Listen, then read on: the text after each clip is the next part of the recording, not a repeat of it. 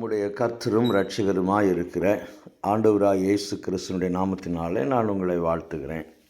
மீண்டும் ஒரு விசை கர்த்தருடைய வார்த்தையை கொண்டு உங்களோடு பேசுவதில் இடைப்படுவதில் நான் மகிழ்ச்சி அடைகிறேன். இந்த கால வேளையில் கர்த்ததாமே அவருடைய வார்த்தையை கொண்டு வாக்கு மாறாத தேவன் நம்மோடு பேசுவாராக. இதே சிந்தையோடு இந்த செய்திக்குள்ளாக கடந்து போவோம் என்றால் கர்த்தர் நிச்சயமாக நம்மோடு பேசுவார். சமீபத்தில், அதாவது ஒரு 5 தினங்களுக்கு முன்பாக நான் பெங்களூர் பட்டணம் வருவதற்காக ட்ரெயினில் பிரயாணம் செய்து கொண்டிருந்தேன்.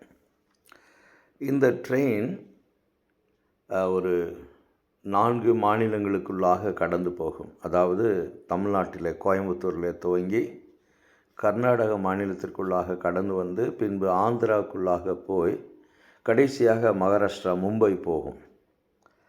எனவே இந்த ட்ரெயினுக்குள்ளே மாத்திரம், இந்த ரயிலில் மாத்திரம் பலதரப்பட்ட மக்கள் இருப்பார்கள். வட இந்தியர்கள், தமிழ்நாட்டை சார்ந்தவர்கள், ஆந்திர பிரதேசத்தை சேர்ந்தவர்கள், கர்நாடக மாநிலத்தை சேர்ந்தவர்கள் என்று சொல்லி பலதரப்பட்ட மக்கள் இதில் இருப்பார்கள். ஒவ்வொரு முறையும் இதில் பிரயாணம் செய்கிற பொழுது நான் இந்திய தேசம் என்னுடைய கண்களுக்கு முன்பாக வரும்.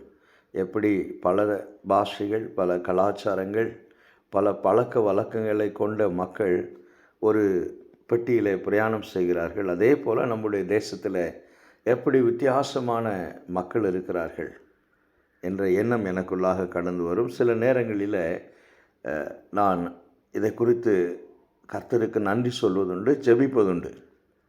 இந்த முறை நான் பிரயாணம் செய்கிற பொழுது அதே போல் பலதரப்பட்ட மக்கள் இருந்தார்கள். அதுவும் குறிப்பாக என்னுடைய பெட்டியில் கர்நாடக மாநிலத்தை சார்ந்தவர்கள், ஆந்திராவை சேர்ந்தவர்கள், பின்பு ஒரு தம்பதி, வட இந்திய தம்பதி. இந்த வட இந்திய தம்பதி அவர்கள் பார்ப்பதற்கு நல்ல ஒரு ஆச்சாரமான பக்தி வைராக்கியமுள்ள ஒரு இந்து குடும்பத்திலிருந்து வந்தவர்களைப் போல அவர்களுடைய தோற்றம் இருந்தது. காலை வேளையில் எல்லாரும் உணவை சாப்பிடுகிற பொழுது பக்கத்தில் இருக்கிறவர்களிடத்தில் பகிர்ந்து கொண்டு சாப்பிட்டார்கள். அப்படி இந்த வட இந்திய தம்பதியினருக்கு கொடுக்கப்பட்ட பொழுது அந்த வட இந்திய தம்பதியர் இருவரும் சற்று வயதானவர்கள். அதில் கணவன், நான் இன்று காலை உணவு சாப்பிட மாட்டேன், நான் உபவாசம் இருக்கிறேன், மதியம் ஒரு 11 மணி அளவில் நான் சாப்பிடுவேன் என்று சொல்லி அன்போடு மற்றவர்கள் கொடுத்த உணவை வேண்டாம் என்று சொல்லிவிட்டார். மற்றவர்களெல்லாம் பகிர்ந்து சாப்பிட்டார்கள். அதே போல் 11 மணி 12 மணி வந்த பொழுது அவர்கள் இருவரும், கணவன் மனைவி இருவரும் சாப்பிட ஆரம்பித்தார்கள். கணவனுக்கு ஒரு 60-65 வயது இருக்க வேண்டும். சாப்பிட்டு முடித்த பிறகு அவர்கள் கொண்டு வந்த ஆப்பிளை தட்டில் போட்டு அதை சில சிறிய துண்டுகளாக மாற்றி அங்கே இருக்கிற எல்லாருக்கும் கொடுத்தார்கள். சிலர் ஒன்றுக்கு மேற்பட்ட துண்டுகளை அவசரப்பட்டு எடுத்தார்கள். எனக்கு ஜன்னல் ஓரத்தில் இருந்தபடினால நான் அந்த தட்டு என்னிடத்தில் வருகிற பொழுது கடைசியாக வந்தது. ஆனாலும் போதுமான அளவு ஆப்பிள் துண்டுகள் அதில் இருந்தது. நான் ஒரு மரியாதைக்காக அவர்களே கொடுக்கட்டுமே என்று சொல்லி அந்த தட்டில் நான் என்னுடைய கையை வைக்கவில்லை. ஏனென்று சொன்னால் அவர்கள் கொடுத்த அந்த ஆப்பிளை காட்டிலும் அந்த தட்டு சில்வர் தட்டு, விலை உயர்ந்த தட்டு. அவர்கள் ஒரு ஆச்சரியமான குடும்பத்தை சேர்ந்தவர்கள். அதுவும் காலையில் நான் உபவாசிக்கிறேன் என்று சொல்லுகிறார். அப்படி இருக்க நாம் நம்முடைய கையை போட்டு அதில் எடுப்பது எந்த அளவுக்கு அவர்கள் அதை விரும்புவார்கள் என்று சொல்லி தெரியாது. எனவே நான் என்னுடைய வலது கையை விரித்து நீங்களே கொடுங்கள் என்று சொல்லி நான் கேட்ட பொழுது அவர் 2 ஆப்பிள் துண்டுகளை என்னுடைய கையிலே வைக்க வந்தவர் திடீரென்று என்னுடைய வலது கையை பிடித்து கொண்டார். வலது கையை பிடித்து கொண்டு என்னுடைய வலது கையை ரொம்ப நேரம் பார்த்தார். பார்த்துவிட்டு மிகுந்த ஆச்சரியத்தில், உனக்கு ஹிந்தி தெரியுமா என்று சொல்லி கேட்டார். நான் சொன்னேன், ஹிந்தி தெரியும், நீங்கள் பேசுங்கள், நான் புரிந்து கொள்வேன் என்று சொன்னேன். அப்பொழுது அவர் என்னுடைய கையை பார்த்து சொன்ன காரியம், நீ ஒரு விசித்திரமான மனிதன், நீ எப்பொழுதே இறந்து போயிருக்க வேண்டும், உனக்கு அநேக விதமான ஆபத்துகள் இதுவரைக்கும் வந்திருக்கிறது, மரண வாசலுக்கு அநேக முறை போயிருப்பாய், இந்த ரேகைக்குரியவர்கள் உயிரோடு இருக்க வாய்ப்பே இல்லை. நான் கைரேகை பார்ப்பவன், அதை பற்றி படித்தவன் என்று எல்லாம் சொல்லிக்கொண்டே இருந்தார். நான் அமைதியாக கேட்டுக்கொண்டு இருந்தேன். கடைசியில் கேட்டார், நான் சொல்வதில் ஏதாவது பொய் இருந்தால் நீ தாராளமாக சொல்லலாம் என்று சொல்லி.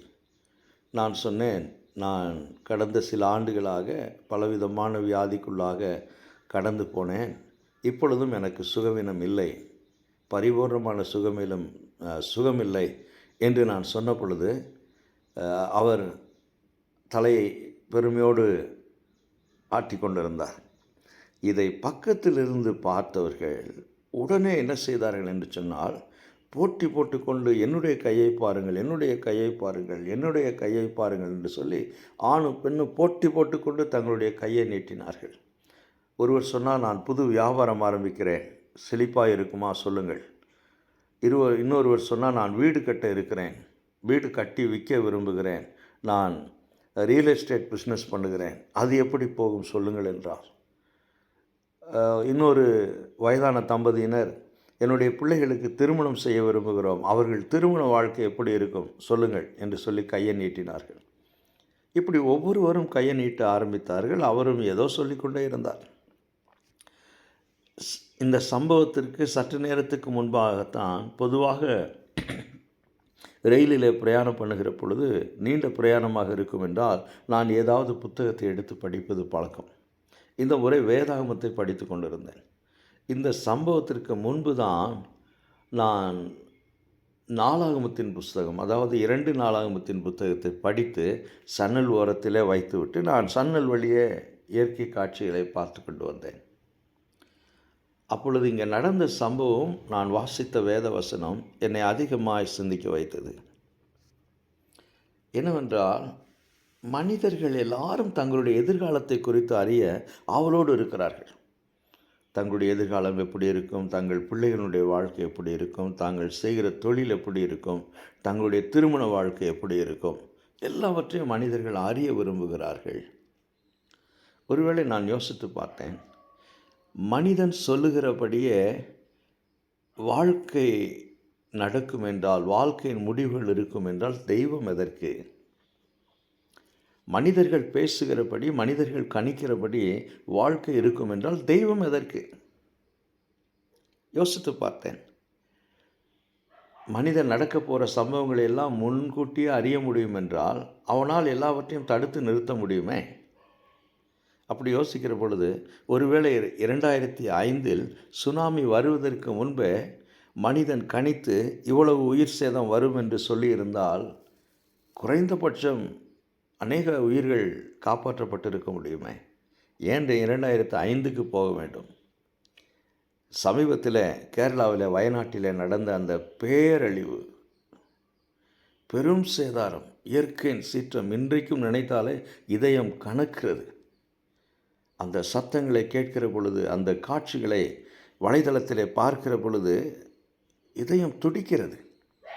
எத்தனை வீடுகள், எத்தனை உயிர்கள், எத்தனை பொருள்கள், எத்தனை நாசங்கள். மனிதன் இவைகளையெல்லாம் முன்கூட்டியே சொல்லியிருக்கலாமே. அங்கே கட்டப்பட்ட அநேக வீடுகள் நிலச்சரிவில் இமைப்பொழுதில் ஒரு சில மணித்துளிகளில் இடிந்து விழுந்து உயிர்கள் புரிந்தது, பொருள்கள் அழிந்தது, வீடுகள், விலை உயர்ந்த வீடுகள் எல்லாம் சரிந்து விழுந்ததே. மனிதன் இதை முன்கூட்டியே அறிந்து தெளிவாக சொல்லப்பட்டிருக்கும் என்றால் இந்த மரணங்களை தடுத்திருக்கலாமே. யோசித்து பார்த்தேன். எனக்கு அருமையான தேவனுடைய பிள்ளைங்களே, அதை படிக்கிற பொழுதுதான் நான் வேதாகமத்தை படித்த வசனம் எனக்கு உறுதிப்படுத்தின ஒரு காரியத்தை தான் நான் உங்களோடு பகிர்ந்து கொள்ள விரும்புகிறேன். வாழ்க்கை, இந்த பூமியில் உள்ள மனிதனுடைய வாழ்க்கை இந்த உலகத்தை படைத்த தேவனுடைய கரத்தில் இருக்கிறது. அவரே இந்த உலகத்தை நடத்துகிறவர். இந்த உலகத்தின் சம்பவங்கள் எல்லாம் அவருடைய கரத்தில் இருக்கிறது. அவரே திட்டமிட்டு எந்த நேரத்தில் என்ன இந்த பூமியில் இருக்கக்கூடிய ஜனங்களுக்கு நடக்க வேண்டும், சம்பவிக்க வேண்டும் என்பதை அவர் நிலைநிறுத்துகிறார், அவர் உறுதிப்படுத்துகிறார், அவர் நிர்ணயம் பண்ணுகிறார். தேவனே நம்முடைய வாழ்க்கையை நிலைப்படுத்துகிறவர், ஸ்திரப்படுத்துகிறவர் என்பதை நான் இந்த நாளில் வாசிக்க இருக்கும் வசனத்திலிருந்து உங்களுக்கு சொல்ல விரும்புகிறேன். வேதாகமம் உங்கள் கையில் இருக்கும் என்றால் 2 நாளாகமத்தின் புஸ்தகம் 1ஆம் அதிகாரம் 1வது வசனத்தை எடுத்து வைத்துக்கொள்ளுங்கள். தாவீதின் குமாரனாகிய சாலமோன் தன் ராஜ்யத்திலே பலப்பட்டான். அவனுடைய தேவனாகிய கர்த்தர் அவனோடு இருந்து அவனை மிகவும் பெரியவனாக்கினார். இந்த சம்பவம், நான் சொன்ன சம்பவம் நடைபெறுவதற்கு ஒரு 5 நிமிடத்துக்கு முன்பு தான் நான் நாளாகமத்தின் புத்தகத்தை திறந்து ஒரு 3 அல்லது 4 அதிகாரம் படித்துவிட்டு சன்னல் ஓரத்திலே வைத்துவிட்டு வேதாகமத்தை சன்னல் அருகே வைத்துவிட்டு நான் இதை குறித்து யோசித்து கொண்டிருந்தேன். இதில் 2 வசனம், அதாவது 2 வார்த்தை, இந்த 2 நாளாகமம் 1ஆம் அதிகாரம் 1வது வசனத்தில் 2 வார்த்தை, ராஜ்யத்திலே பலப்பட்டான், மிகவும் பெரியவனானார். இந்த 2 வார்த்தையை குறித்து நான் யோசித்து பார்த்தேன். அதுவும் இதில் ஒரு வசனம் மிக தெளிவாக சொல்லுகிறது, அவனுடைய தேவனாகிய கர்த்தர் அவனோடே இருந்து அவனை பெரியவனாக்கினார். ஆக சாலமன் அவனுடைய ராஜ்யத்திலே பலப்பட்டது. சாலமன் மிகவும் பெரியவனாக மாறினதற்கு அவனுடைய ஞானம் காரணமல்ல. நமக்கு எல்லாருக்கும் தெரியும், சாலமன் ஞானம் உள்ளவன், நன்றாக திட்டமிட்டவன், பெரிய பெரிய கட்டிடங்களை கட்டினவன். தேவாலயத்தை 7 ஆண்டுகள் கட்டினான். அவனுக்கு அரண்மனை 14 ஆண்டுகள் கட்டினான். அவனுடைய ஞானத்தை, அவனுடைய சாதனைகளை, அவனுடைய திறமைகளை பார்ப்பதற்கு பல தேசத்திலிருந்து ஆட்கள் எருசலேமிற்கு வந்தார்கள் என்று சொல்லி நாம் வேதாகமத்திலே வாசிக்கிறோம். இப்படி ஞானத்தை உடைய மனுஷன், இப்படி பலத்தை உடைய மனுஷன். ஆனால் வேதாகமம் சொல்லுகிறது, அவனுடைய ஞானத்தினால், அவனுடைய கடின உழைப்பினால், முயற்சியினால் அவன் பலப்படவில்லை, அவன் பெரியவனாகவில்லை. ஞானம், அறிவு, பதவி, பட்டம், அதிகாரம் எல்லாம் அவனிடத்தில் இருந்தது.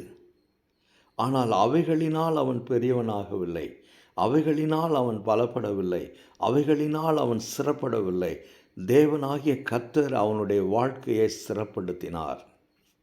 அதுதான் இந்த நாளில் இந்த செய்தியிலிருந்து, இந்த வார்த்தையிலிருந்து நாம் புரிந்து கொள்ள வேண்டிய ஒரு காரியமாக இருக்கிறது. ஒருவேளை நான் இதை சொல்லுகிற பொழுது உங்களில் சிலருக்கு இந்த எண்ணம் வரலாம், அப்படி என்றால் நாம் படிக்கக்கூடாதா? நமக்கு அறிவு வேண்டாமா? நமக்கு ஞானம் வேண்டாமா? நம்முடைய திட்டங்கள் எல்லாம் வீணாய் போடுகிறோமா? இவைகளெல்லாம் அவசியம் இல்லையா என்ற எண்ணம் உங்கள் மனதிற்குள்ளாக கடந்து வரலாம். வாழ்க்கையில் முன்னேற அறிவு முக்கியம், வாழ்க்கையில் முன்னேற கடின உழைப்பு முக்கியம், வாழ்க்கையில் முன்னேற நன்றாக திட்டமிடுதல் முக்கியம், சேமித்து வைக்க வேண்டும், ஞானமுடையவர்களாக இருக்க வேண்டும் என்று இன்றைக்கு உலகம் நமக்கு போதிக்கிறது. அதை நாம் கடைப்பிடிக்கிறோம். நான் தவறு என்று சொல்லவில்லை. ஆனால் இவைகளினால் மாத்திரமே மனிதனுடைய வாழ்க்கை சிறப்படும், இவைகளினால் மாத்திரமே மனிதனுடைய வாழ்க்கை நிலைவரப்படுத்தப்படும், இவைகளினால் மாத்திரமே மனிதர்கள் நன்றாக இருப்பார்கள் என்று சொல்லுவோம் என்றால், இன்றைக்கு உலகத்தில் இருக்கிற இவ்வளவு பிரச்சனைகள் எதற்கு? பின்பு ஏன் குடும்பங்களில் பிரச்சனை? நம்முடைய தேசத்தில் யோசித்து பார்த்தேன். நம்முடைய தேசத்தில் புதிய வண்டி வாங்கும் பொழுது, அது காராக இருக்கலாம், பைக்காக இருக்கலாம், அல்லது சில வேளைகளில் அரசாங்கம் ரயில், ஹெலிகாப்டர், விமானம் போன்ற அநேக காரியங்கள் வாங்கி அதை பயன்பாட்டுக்கு கொண்டு வருவதற்கு முன்பதாக ஏதாவது ஒரு தெய்வத்துக்கு முன்பாக வைத்து பூஜை செய்யப்படுகிறது. அநேக நேரத்தில் கோயில்கள் அருகே நான் எலுமிச்சம்பழத்தை அதிகமாய் பார்ப்பேன். புதிய வண்டி வாங்கி கொண்டு வந்து அங்கே வந்து நிறுத்தி தெய்வத்துக்கு முன்பாக வைத்து பின்பு அந்த வண்டி பயன்பாட்டுக்கு எடுத்து செல்லப்படுகிறது. நல்ல நேரம் பார்த்து வீடு கட்டுகிறோம், நல்ல நேரம் வாஸ்து சாஸ்திரம் பார்த்து வீடு கட்டுகிறோம். பின்பு ஏன் ஐயா அந்த வீடு இடிந்து விழுகிறது? நல்ல நேரம் பார்த்து திருமணம் பண்ணுகிறோம், பின்பு ஏன் விவாகரத்து? பின்பு ஏன் கணவன் மனைவி மத்தியிலே சண்டை? ஏன் குடும்பங்களிலே பிரிவினை? ஏன் சகோதர சகோதரிகள் மத்தியிலே சண்டை? ஏன் பேராபத்துக்கள் சமுதாயத்திற்கு வருகிறது?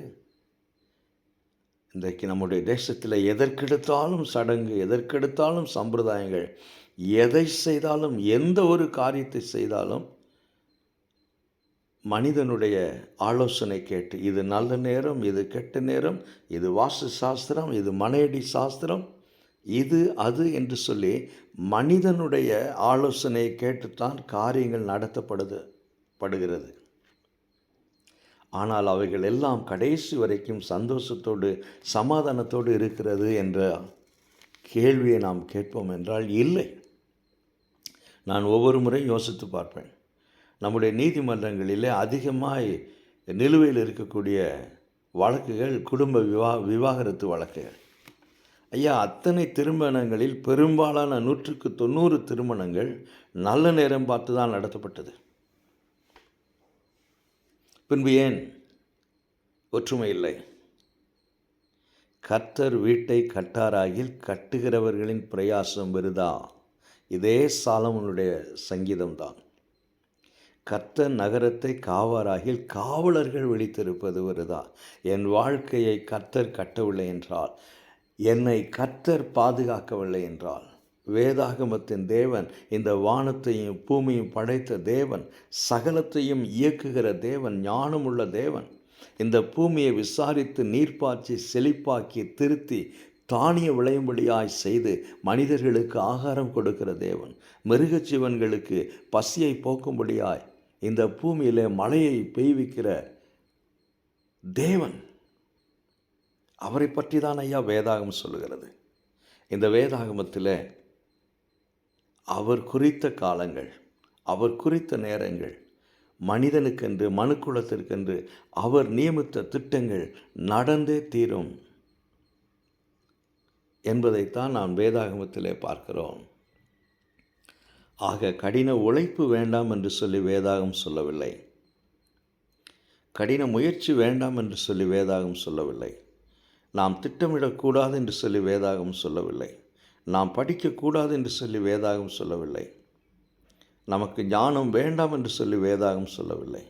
இந்த படிப்பு, இந்த கடின உழைப்பு, இந்த ஞானம், இந்த திட்டமிடுதல் எல்லாமே கர்த்தருக்கு பயந்து, தேவனுக்கு பயந்து, தேவனுடைய வார்த்தைக்குட்பட்டு அதற்கு முதலிடம் கொடுத்து திட்டமிடப்படுமே என்றால் அந்த மனுஷனுடைய வாழ்க்கை பாதுகாக்கப்படும், அந்த மனுஷனுடைய வாழ்க்கை ஸ்திரப்படும், அந்த மனுஷனுடைய வாழ்க்கை நிலைவரப்படுத்தப்படும், அந்த மனுஷன் வாழ்க்கையில் பலப்படுவான், அந்த மனுஷன் வாழ்க்கையில் பெரியவனாவான், அந்த மனுஷனுடைய சந்ததி வாழ்க்கையில்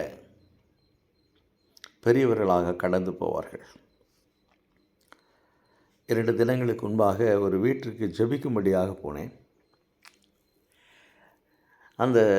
அந்த சகோதரனுடைய கணவனும் நானும் நல்ல நண்பர்.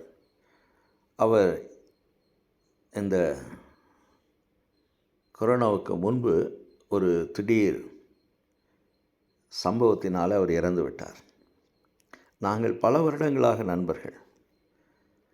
நாங்கள் ஒரு குடும்பத்தில் சகோதர சகோதரியைப் போல நாங்கள் பழகினவர்கள். ஒவ்வொரு முறையும் என்னை பார்க்கிற பொழுது, தன்னுடைய கணவனை இழந்த பிறகு ஒவ்வொரு முறையும் என்னை பார்க்கிற பொழுது கண்களிலிருந்து கண்ணீர் வரும். கண்களிலிருந்து கண்ணீர் வரும். அந்த கண்ணீருக்கு 1000 அர்த்தங்கள் இருக்கிறது.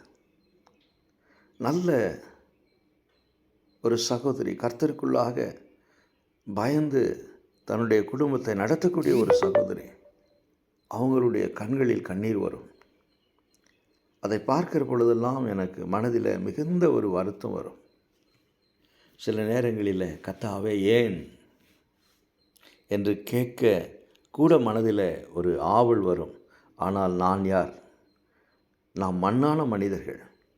தேவனை கேள்வி கேட்பதற்கு நமக்கு அதிகாரம் கிடையாது. எப்படி என்று சொன்னால், களிமண் குயவனை பார்த்து ஏன் என்னை இப்படி படைத்தாய், ஏன் என்னை இப்படி உருவாக்கினாய் என்று கேட்பதற்கு எப்படி அருகதை இல்லையோ, அதே போல நம்மை படைத்த தேவனை பார்த்து, கர்த்தரை பார்த்து, எனக்கு ஏன் இப்படி சம்பவித்தது, ஏன் என் வாழ்க்கை இப்படி இருக்கிறது என்று சொல்லி கேட்கக்கூடிய தகுதி நமக்கு கிடையாது. யோசிக்கலாம். ஒருவேளை நம்முடைய வாழ்க்கையில் குறைகள் இருக்கும் என்றால் அதை கொண்டு கர்த்தர் என்ன சொல்ல திட்டமிட்டிருக்கிறார் என்று சொல்லி சிந்திக்கலாம். ஆனால் கேள்வி கேட்கக்கூடிய அதிகாரம் நமக்கு கிடையாது. எனக்கு அருமையான தேவனுடைய பிள்ளைங்களை, நான் யோசித்து பார்த்தேன். மனிதனுக்கு எதிர்காலத்தை பற்றி அறிய வேண்டும் என்ற ஆவல் எல்லா மனுஷனுக்குள்ளே இருக்கிறது. ஆனால் அவனுக்கு புரியாத ஒரு காரியம் அல்லது அவனுடைய மனதை ஏற்றுக்கொள்ள மறுக்கிற ஒரு காரியம் என்னவென்று சொன்னால், இந்த உலகத்தை படைத்த தேவனுக்கு மாத்திரமே ஒவ்வொரு மனுஷனுடைய எதிர்காலம் எப்படி இருக்கும் என்று சொல்லி தெரியும். நான் எப்பொழுது பிறப்பேன், என்னுடைய வாழ்க்கை எப்பொழுது முடியும் என்பதை அவர் அறிந்திருக்கிறார். சங்கீதக்காரன் தாவீது சொன்னான், கர்த்தாவே, என் ஆயுசு நாட்கள் இவ்வளவு என்று சொல்லி நீர் அறிந்திருக்கிறீர். என் உருவம் இன்னதென்று அறிவீர். நான் சங்கீதத்தை படிக்கிற பொழுது தாவீதினுடைய சங்கீதங்களை மிகவும் ருசித்து படிப்பேன். கர்த்தாவே, என் உருவம் இன்னதென்று அறிந்திருக்கிறேன். என் தாயின் கருவில் நான் உருவாக்கப்படுவதற்கு முன்பதாகவே என் ஆயுசு நாட்கள் இவ்வளவு என்பதை கர்த்தாவே நீர் அறிந்திருக்கிறீர். பிள்ளை பிறப்பதற்கு சோசியம் பார்க்கிறான். முதலிரவு நடத்துவதற்கு காலம் நிர்ணயிக்கிறான். போன வாரம் ஒரு அருமையான தேவ மனுஷனோடு பேசி கொண்டிருந்தேன். ஆள் அவ்வளவு கம்பீரமாக இருக்கிறார், அவ்வளவு அழகாக இருக்கிறார். என்னோடு பேசி கொண்டு இருக்கிற பொழுதே அவருடைய கண்களில் 2 கண்ணீர் துளிகள் வந்தது. காரணம் என்னவென்றால், அவர்கள் திருமணமாகி பல வருடங்களாகியும் பிள்ளைகள் இல்லை. அவரும் அவருடைய மனைவியும் பார்ப்பதற்கு அவ்வளவு அழகாக இருக்கிறார்கள். நல்ல சரீரத்தில் ஆரோக்கியம் இருக்கிறது. யோசித்து பார்த்தேன். நேரம் பார்த்து, காலம் பார்த்து, வாஸ்து சாஸ்திரம் பார்த்து வீடு கட்டுகிறோம். அந்த வீட்டிலே சமாதானம் இல்லை. அந்த வீடு பிரிந்து போகிறது. கர்த்தர், பிள்ளைகள் கர்த்தரால் வரும் சுதந்திரம். வேதம் சொல்லுகிறது, பிள்ளைகள் கர்த்தரால் வரும் சுதந்திரம். வாழ வயதின் குமாரர்கள் பலவானின் கைகளில் உள்ள அம்புகளுக்கு ஒப்பாய் இருக்கிறார்கள். அவைகளால் தன் அம்பாரத்தூணியை நிரப்பின புருஷன் பாக்கியவான்.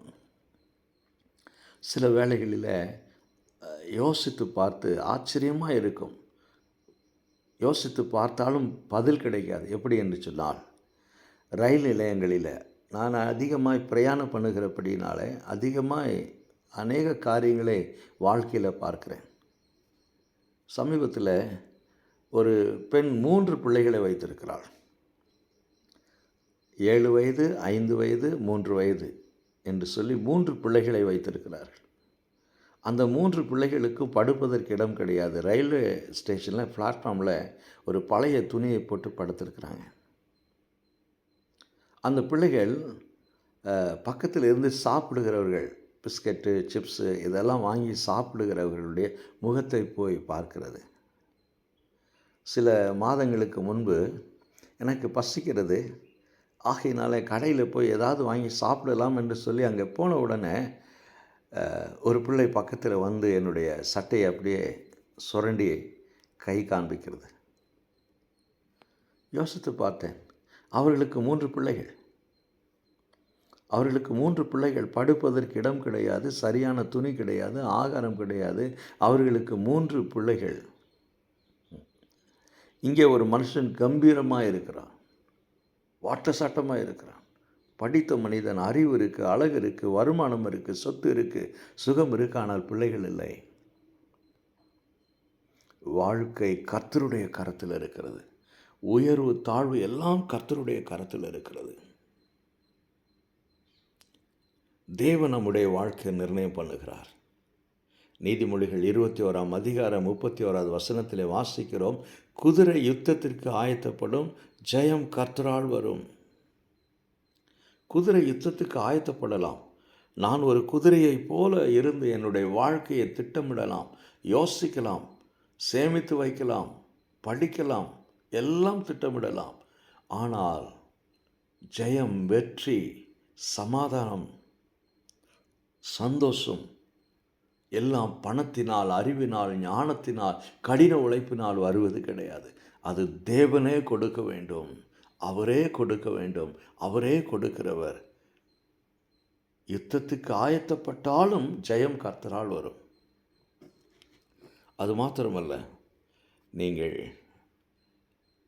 33வது சங்கீதத்தை எடுத்து 16வது வசனத்திலிருந்து 19வது வசனம் வரைக்கும் படித்து பார்ப்பீர்கள் என்றால் அதில் சங்கீதக்காரன் தாவீது ராஜா சொல்லுகிறான், எந்த ராஜாவும் தன் சேனையின் மிகுதியினால் தப்பான், குதிரையை ரட்சிப்பதற்கும் குதிரை தப்பி வைப்பதற்கு விருதா என்று சொல்லி. எவ்வளவு பெரிய படை இருந்தாலும் கூட ஒரு ராஜா யுத்தத்திலே ஜெயிப்பது கிடையாது. அவனுக்கு திரளான படைகள் இருக்கலாம், அவனுக்கு பலம் இருக்கலாம், அவனுக்கு ஞானம் இருக்கலாம், அவன் திட்டமிடலாம். எந்த ராஜாவும் தன் சேனையின் மிகுதியினால் தப்பான், குதிரை ரட்சிப்பதற்கு விருதா. கர்த்தர் தமக்கு பயந்து தம்முடைய கிருபைக்கு காத்திருக்கிறவர் மீது அவருடைய கண்கள் பிரியமாயிருக்கிறது. அவர்களை பஞ்சத்திலே உயிரோடு காக்கவும் அவர்களை மரண வாசலிலிருந்து தூக்கிவிடவும் கர்த்தருடைய கண்கள் அவர்கள் மேல் நோக்கமாக இருக்கிறது என்று சொல்லி நாம் 33வது சங்கீதம் 16லிருந்து 19வது வரைக்கும் வாசிக்கிறோம். இந்த குறி பார்க்கிறவர், கைரேகை பார்க்கிறவர் சொன்னார், நீ மரித்து போயிருக்க வேண்டும், அநேக வியாதிகள் உனக்கு வந்தது, இப்பொழுதும் நீ நல்ல சுகத்தோடு இல்லை என்று சொல்லி. நான் சொன்னேன், உண்மைதான். ஆனால் ஒரே ஒரு வார்த்தை இந்தியில் அவருக்கு சொன்னேன், நான் நம்புகிறவர் என் தேவனாகிய கர்த்தர் அனுமதி இல்லாமல் நான் மரிக்க மாட்டேன். அவர் அனுமதித்தால் நான் இறந்து போவேன். அவர் அனுமதி இல்லாமல் எதுவும் என் வாழ்க்கை நடப்பது கிடையாது. அதற்காக நான் நீதிமான், நான் பரிசுத்தவான், நான் நல்லவன் என்று நான் சொல்ல விரும்பவில்லை என்று அவரிடத்திலும் சொன்னேன், உங்களிடத்திலும் சொல்ல விரும்புகிறேன். சாலமோனை கர்த்தர் பலப்படுத்தினதற்கும் சாலமோனை கர்த்தர் மிகவும் பெரியவன் ஆக்கினதற்கும் சாலமன் ஒன்றும் நீதிமானோ பரிசுத்தவானோ உத்தமனோ என்று சொல்ல முடியாது. இங்கே கர்த்தர் கிருபையாய் அவருடைய உண்மை நிமித்தமாக, ஏனென்று சொன்னால் நேரம் இருக்கும் என்றால் 2 சாமுவேல் 7ஆம் அதிகாரத்தை எடுத்து படித்து பாருங்கள். அங்கே தாவீதோடு கர்த்தர் வந்து ஒரு உடன்படிக்கை செய்கிறார். உன் சந்ததி, உன் வீடு, உன் சிங்காசனம் என்றென்றைக்கும் இருக்கும், நான் அதை ஆசீர்வதிப்பேன், உன் சந்ததியை ஆசீர்வதிப்பேன், உன் வம்சத்தை ஆசீர்வதிப்பேன், உன் சிங்காசனத்தை ஸ்திரப்படுத்துவேன், நிலைப்படுத்துவேன் என்று கர்த்தர் சாலமோனுடைய தகப்பனாகிய தாவீதிற்கு சொல்லியிருந்தார். அந்த உண்மையின் நிமித்தமாக சாலமோனுடைய வாழ்க்கையை பற்றி நமக்கு தெரியும். 1000 பெண்களை திருமணம் செய்தவன். அந்த பெண்களின் நிமித்தமாக கடைசி நாட்களில் அவனுடைய வாழ்க்கை மிகவும் தாறுமாறாக போனது, வேதனை நிறைந்ததாக இருந்தது என்று சொல்லி நாம் பிரசங்கின் புஸ்தகத்தை படிக்கிற பொழுது நாம் பார்க்கிறோம். ஆக தேவனுடைய கிருபை நிமித்தமாக, இரக்கத்து நிமித்தமாக, உண்மை நிமித்தமாக அவனை கர்த்தர் ஆசீர்வதித்தார். ஒரு ராஜாவாக சாலமன் தன் ராஜ்யத்திலே பலப்பட்டான். அவன் மிகவும் பெரியவனானான். காரணம், தேவனே, அவரே இல்லாமல் உயர்வு இல்லை. ஒருவேளை இதை குறித்து யோசிக்கிற பொழுது வேதாகமத்தில் எனக்கு மிகவும் பிடித்த ஒரு ஜெபம் அன்னாளின் ஜெபம். 1 சாமுவேல் 2ஆம் அதிகாரத்தை எடுத்து படித்து பாருங்கள். அநேகருடைய ஜெபம் நமக்கு வேதாகமத்தில் இருக்கிறது. ஆனால் அன்னாள் ஒரு சாதாரணமான ஒரு குடும்ப பெண். அவள் படித்தவள் என்று சொல்லி நமக்கு தெரியாது. அவள் ஞானியாக இருந்தால் என்னவா என்று சொல்லி நமக்கு தெரியாது. ஆனால் மிகவும் சாதாரணமான ஒரு குடும்பத்திலிருந்து வந்த பெண். அவருடைய ஜெபத்தில் வாழ்க்கை கர்த்தருடைய கரத்தில் இருக்கிறது. எப்பொழுதெல்லாம் எனக்கு பயம் வருகிறதோ, எப்பொழுதெல்லாம் எனக்கு சந்தேகம் வருகிறதோ, அல்லது எப்பொழுதெல்லாம் எனக்கு குழப்பங்கள் வருகிறதோ, அப்பொழுது அன்னாளுடைய ஜெபத்தை நான் படித்து பார்ப்பேன். அங்கே அன்னாள் சொல்லுகிறார், கர்த்தரே உயர்த்துகிறவர், கர்த்தரே தாழ்த்துகிறவர், கர்த்தரே உயிர்ப்பிக்கிறவர், கர்த்தரே கொல்லுகிறவர். புழுதியில் குப்பையில் கிடக்கக்கூடிய ஜனங்களை எடுத்துக்கொண்டு பிரபுக்களோடும் ஜனத்தின் அதிபதிகளோடும் உட்கார வைக்கிறவர் கர்த்தரே. தேவனாகிய கர்த்தரே வாழ்க்கையில் எல்லாவற்றையும் நடத்துகிறவர், கட்டுப்படுத்துகிறவர். மனிதனுடைய ஞானம் அல்ல, மனிதனுடைய மூளை அல்ல, மனிதனுடைய கடின முயற்சி அல்ல, மனிதனுடைய திட்டங்கள் அல்ல, மனிதனுடைய ஆலோசனைகள் அல்ல. மனிதன் கணிக்கிற பிரகாரமாய் இந்த உலகம் நடப்பது கிடையாது. 2020 என்ற வருஷம் வந்தவுடனே பிரபலமான சோசியர்கள் எல்லாம் அன்றைக்கு சன் டிவியில் காலையில் வந்து 2020 அற்புதம் அற்புதம் அற்புதம் அதிசயம் 2020 அப்படி நடக்கும், இப்படி நடக்கும், அது நடக்கும், இது நடக்கும் என்று ஒரு செழிப்பின் உபதேசம். இன்றைக்கு கிறிஸ்தவத்தில் ஒரு செழிப்பின் உபதேசத்தை நோக்கி மக்கள் போய் கொண்டிருக்கிறார்கள். அதே போல் அன்றைக்கு காலையில் 2020 பிறந்தவுடனே சோசியக்காரர்கள் எல்லாம் வந்து குறித்தார்கள். ஐயா, அந்த வருஷம் அதிகமான இயற்கையின் சீற்றத்தை இந்த உலகம் கண்டது. தெரியுமா உங்களுக்கு? ஒவ்வொரு வருஷம் பிறக்கிற பொழுது சோசியக்காரனும் குறிகாரனும் வந்து டிவியில் என்னென்னமோ சொல்கிறான். அவன் சொல்கிறவன் இயற்கையின் சீற்றத்தை பற்றி சொல்ல வேண்டியதானே, இந்த வருஷம் இப்படியெல்லாம் நடக்கும் அப்படின்னு சொல்லிட்டு. வயநாடில் இந்த வருஷம் இப்படி நடக்கும்னு சொல்லிட்டு சொல்லியிருக்கலாமே. இந்த வருஷம் சுனாமி வரும்னு சொல்லியிருக்கலாமே. இந்த வருஷம் நிலச்சரிவு உண்டாகும் என்று சொல்லியிருக்கலாமே. இந்த இடத்துல இவ்வளவு மழை பெய்யும், இயற்கையின் அழிவு வரும் என்று சொல்லலாமே, வெள்ளம் வரும் என்று சொல்லலாமே, ஏரோப்ளேன் விழுந்து போகும் என்று சொல்லலாமே. 2 வாரங்களுக்கு முன்பாக பிரான்ஸில் மேலே எழுந்து சற்று நேரத்தில் அப்படியே தலைகீழாக ஏரோப்ளேன் கீழே விழுந்தது. அதில் இருந்த 62 பேரும் இறந்து போனார்கள். வாழ்க்கை கர்த்தருடைய கரத்தில் இருக்கிறது. அன்னாள் சொல்லுகிறார், தள்ளாடுகிறவர்கள் பலவீனம் உள்ளவர்கள் தேவனால் பலனடைவார்கள். மலடியாய் இருக்கிறவர்கள் தேவனால் பிள்ளைகளை பெறுவார்கள். பசியாய் இருக்கிறவர்கள் ஆகாரம் பெறுவார்கள். அவரே உயர்த்துகிறவர், அவரே தாழ்த்துகிறவர், அவரே ஐஸ்வர்யத்தை கொடுக்கிறவர், கனத்தை கொடுக்கிறவர், அவரே தரித்திரம் அடைய செய்கிறவர். ஆக உயர்வு தாழ்வு எல்லாம் கர்த்தருடைய கரத்தில் இருக்கிறது என்று சொல்லி அன்னாள் சொல்லுகிறாள். எனக்கு அருமையான தேவனுடைய பிள்ளைங்களே, எனக்கு மிகவும் ஆச்சரியமாக இருக்கக்கூடிய காரியம் என்னவென்றால், இன்றைக்கும் விஞ்ஞானம் இவ்வளவு தூரம் வளர்ந்த பிறகும் கூட இன்றைக்கும் மூட பழக்க வழக்கங்களுக்கு, அதாவது பழக்க வழக்கங்கள் தவறு என்று சொல்லி நான் சொல்லவில்லை, கலாச்சாரம் தவறு என்று சொல்லி நான் சொல்லவில்லை. என்னை தவறாக புரிந்து கொள்ளக்கூடாது. பழக்க வழக்கங்கள் தவறல்ல, கலாச்சாரம் தவறல்ல.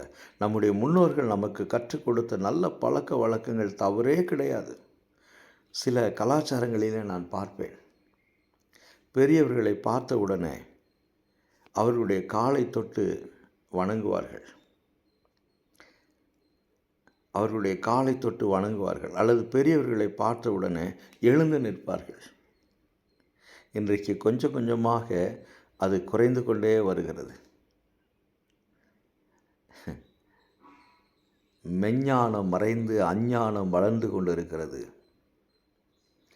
உண்மையான அறிவு, உண்மையான ஞானம் மறைந்து இன்றைக்கு பொய்யான மூட பழக்கங்களினால் இன்றைக்கு மக்கள் தங்களுடைய வாழ்க்கையில் கட்டுப்படுத்தப்பட்டு வருகிறார்கள். எனக்கு அருமையான தேவனுடைய பிள்ளைங்களே, நம்முடைய வேதாகமத்தின் தேவனே இந்த உலகத்தை படைத்தவர், இயக்குகிறவர், சம்பவங்களை கட்டுப்படுத்துகிறவர், சம்பவங்களை வாய்க்க பண்ணுகிறவர். அவரே தடுத்து நிறுத்த முடியும், அவரே காரியங்களை நடத்த முடியும். அவருடைய அனுமதி இல்லை என்றால் வாழ்க்கையில் என்ன வேணாலும் நடக்கும். அவருடைய அனுமதியோடும் சில காரியங்கள் நம்முடைய வாழ்க்கையில் நடக்கிறது.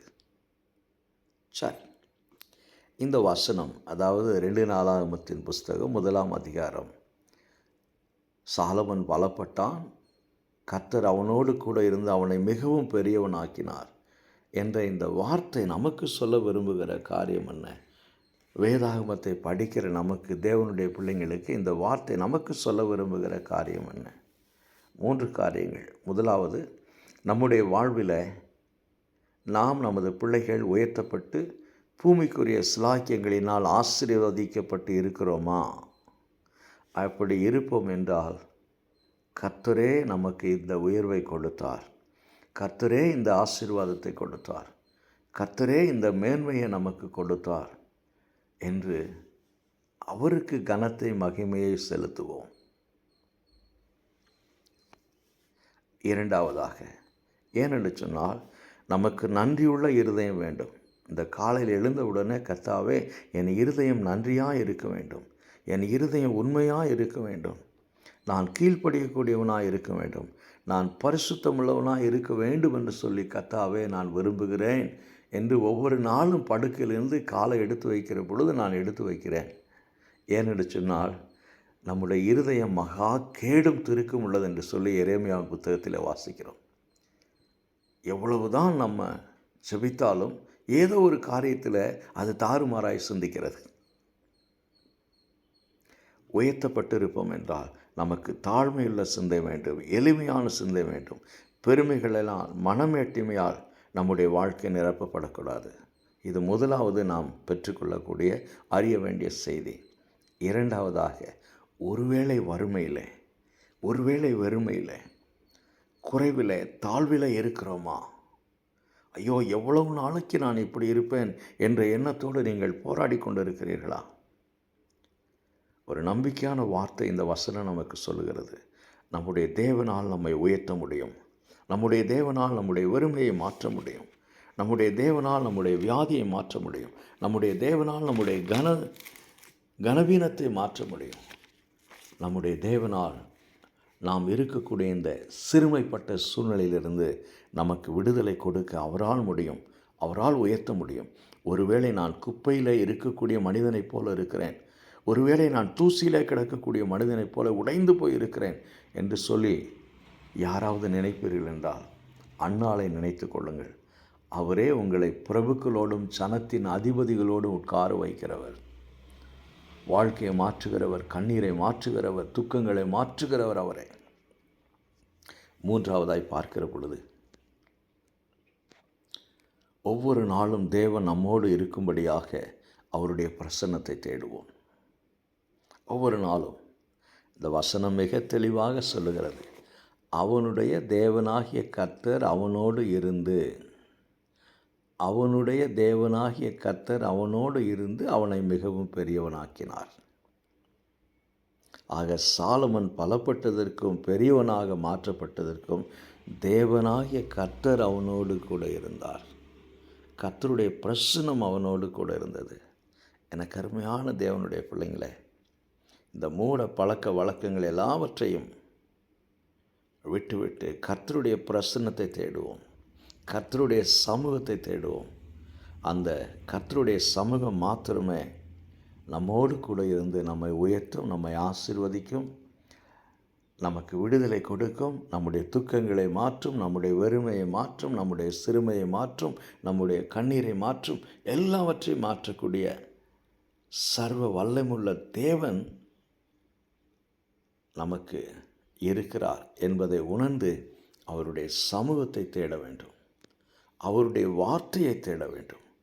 அந்த அவருடைய சமூகம், அவருடைய வார்த்தையின் மூலமாக, அவருடைய வேதாகமத்தை நாம் படிப்பதன் மூலமாக அந்த சமூகத்தை நாம் அறிந்து கொள்வோம், பெற்றுக்கொள்வோம். கர்த்தரே நம்முடைய வாழ்க்கையை நிலைப்படுத்துகிறவர்.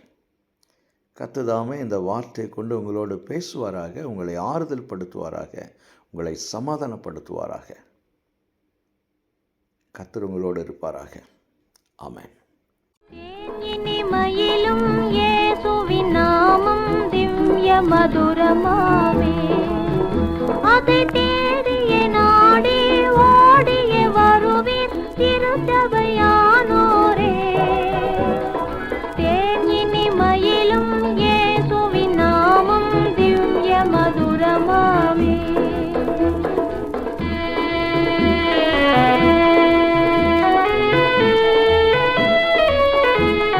காசினி தனிலே நேசமதாக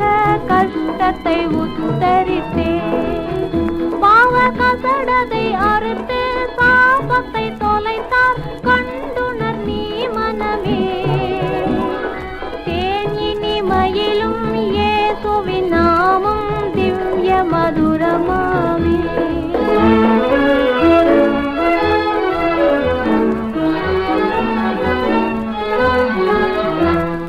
பாவியை மீட்க தாவிய உயிரை தாமே ஈந்தவரா பின்னும் நேமியாம் கருணை நிலைவரம் உண்டு நிதம் துதி என் மனமே.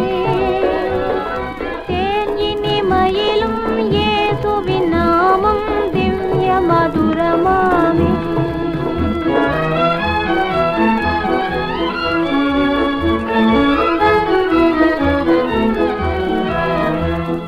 காலையில் பனி போல் மாயமாய் உலகம் உபாயமாய் நீங்கிவிடும் என்றும் கர்த்தரின் பாதம் நிச்சயம் நம்பு கருத்தாய் நீ மனமே. தேன் இனி மயிலும் இயேசுவின் நாமம் திவ்ய மதுரமாவே.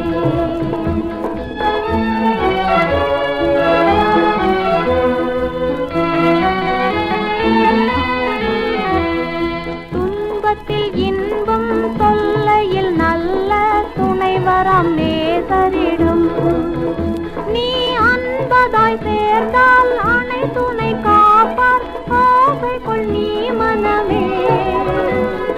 தேன் இனி மயிலும் இயேசுவின் நாமம் திவ்ய மதுரமாவே.